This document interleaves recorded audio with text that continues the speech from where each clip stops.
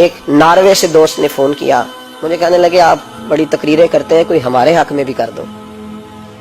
تو میں نے کہا کہ آپ کو کیا ہے؟ کہنے لگے آپ پردیسیوں کی مجبوریاں نہیں سمجھتے۔ میں نے کہا کیا ہوا؟ کہنے لگے حضرت جی شکوہ ہے کہ ہمارے اپنے ہمیں جب بھی فون کرتے ہیں وہ یہ نہیں پوچھتے کہ شام کا کھانا کھایا ہے کہ نہیں کھایا، وہ کہتے ہیں شادی آ گئی ہے تو جلدی کرو، پیسے بھیج دو، فٹافٹ کرو۔ کہتے ہیں کبھی کسی نے ہم سے ہمارا حال ہی نہیں پوچھا۔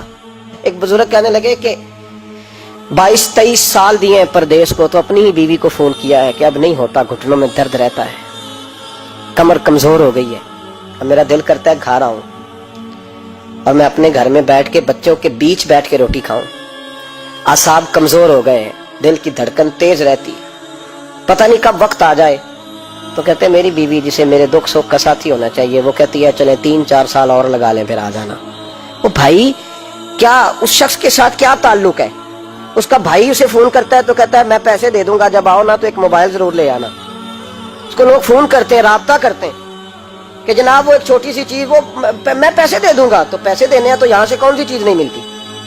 صرف فرمائشیں، لوگوں کے ساتھ تعلق صرف جیب کا، رشتہ صرف جو ہے وہ تعلق صرف اس چیز کا کہ وہ آدمی ایک ATM مشین ہے تو فٹافٹ کارڈ ڈالو تاکہ آپ کے حصے کے پیسے نکل آئیں۔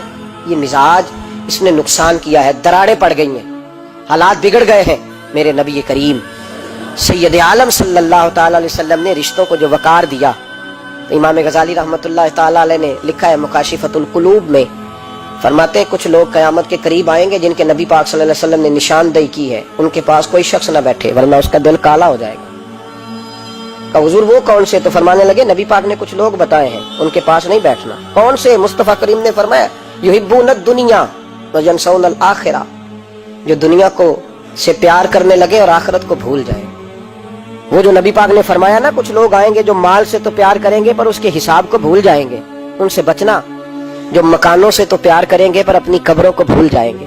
اور فرمایا ان لوگوں سے بھی بچ کے رہنا، ان سے بھی پرہیز کرنا کہ جو لوگ یحبون الخلق وینسون الخالق، جو لوگ مخلوق سے تو پیار کریں گے، بندوں سے بڑا پیار کریں گے لیکن اپنے رب کو بھول جائیں گے، ان لوگوں سے بھی بچنا۔ تعلقات میں خلوص ہوتا ہے، جب کوئی آپ کی غربت سے پیار کرتا ہے تو وہ آپ کا اصل دوست ہوتا ہے، جب وہ آپ کی تنہائیوں سے آزمائشوں سے پیار کرتا ہے تو اس کا آپ کے ساتھ رشتہ خالص ہوتا ہے۔ اس ویڈیو کو شیئر ضرور کریں، ہو سکتا ہے آپ کے ایک شیئر سے یہ بات کسی کے دل میں اتر جائے۔